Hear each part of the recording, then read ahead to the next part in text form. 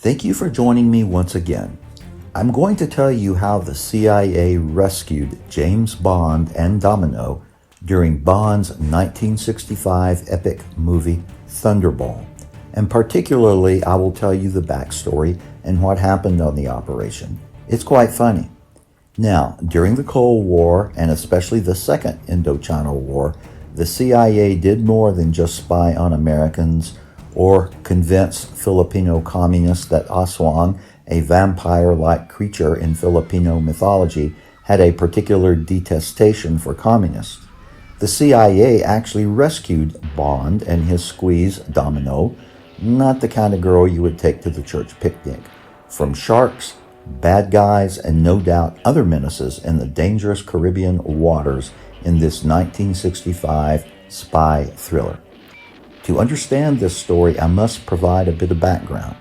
Just when you thought you knew of all the secret CIA proprietary airlines, I have one more for you. Several of you know this already. Intermountain Airlines out of Marana Army Airfield near Tucson, Arizona. Intermountain is perhaps best known for its role in the covert missions project Cold Feet, where U.S. intelligence operatives were dropped in the Arctic to recon an abandoned Soviet drift station and then recovered using a Fulton Skyhook recovery system mounted on an Intermountain B-17 Flying Fortress. This modified B-17G had previously operated out of Clark Air Base in the Philippines in clandestine schemes for the CIA for agent insertions, extractions, and other unspecified covert operations in Southeast Asia. The Fulton Skyhook system was developed by inventor Robert Edison Fulton, Jr. for the CIA in the early 1950s. The system would rescue someone stranded on the ground who would first harness up and inflate a balloon. A B-17 flying by, rigged with the system, would, with an extended grappling hook, engage a line attached both to the balloon and person on the ground. That person would be lifted up by the B-17, pulling them off the ground, going from 0 to about a gazillion miles per hour in a split second. I've always wondered what the initial shock felt like to the person on the ground. I must quickly share this. As most of you know, I was on active airborne status, jumping out of aircraft while in flight, for 9 of my 21 Army years. One morning following a jump the night before, one of my soldiers woke up with excruciating pelvic pain. At sick call, the doctor asked him, "How long have you only had one testicle?" Turns out the opening shock of his parachute, normally one of the most comforting feelings in the world, had shoved one of his testicles up between the bones in his pelvic area and out of sight.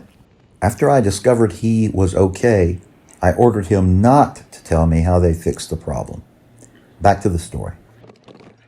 Before we watch the cool rescue, I have to give you the backstory on this and introduce the B-17 crew, as I am friends with one, Ken Hessel. This film is from one of the crewmen, Ken, after they had all landed back at the Palm Beach, Florida airport following the retrieval, which is funny in itself, as I'm going to share here.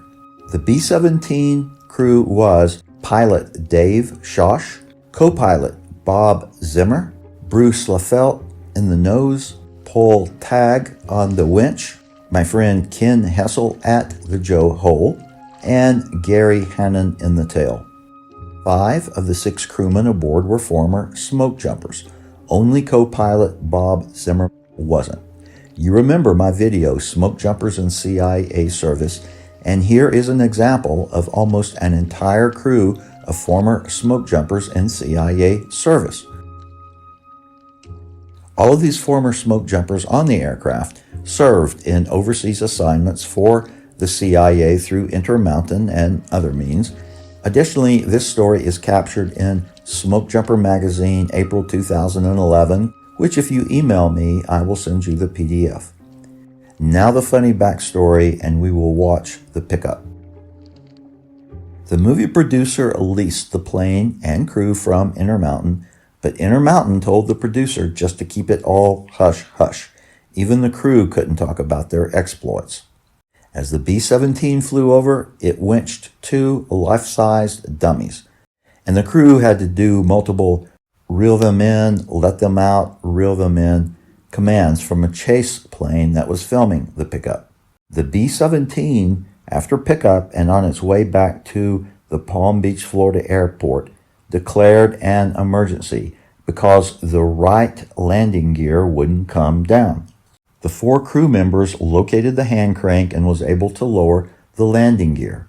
Ken told me they almost had a mid-air collision with a helicopter coming off the set, and the maneuver to avoid the collision almost dumped Gary and Ken out of the tail while they were watching 2 crocodiles swimming from one island to the next. By this time, the news media had heard via scanner that a weird-looking B-17 with its Fulton Skyhook on the front was about to land at the Palm Beach airport. Any B-17 would have been an oddity. So, media arrived, and what they saw was even stranger. The dummies, because they had been formed in a sitting position, could not be fully winched back into the aircraft. So, their lower torso and legs were hanging out the plane, almost in a copulating position in scantily clad swimsuits. People were stopping their cars on the highway to get a look at the strange sight. The crewmen were directed to get the dummies out of the tail of the plane and make themselves scarce. They were more than happy to do this as media folks were beginning to show up on the ramp. Robert Fulton, inventor of the Skyhook system, was at the airport, fortunately, to head the media off and field their questions as the crew disappeared. Another curiosity, Fulton flew a World War II P-51 fighter everywhere he went. It was sitting at the airport also. The B-17 and crew then returned to its home base in Marana, Arizona, and on its downwind leg approach into Marana, the right inboard engine caught fire, but they landed safely while suffering some cuts and bruises, quickly escaping the aircraft. Okay, let's close with the pickup.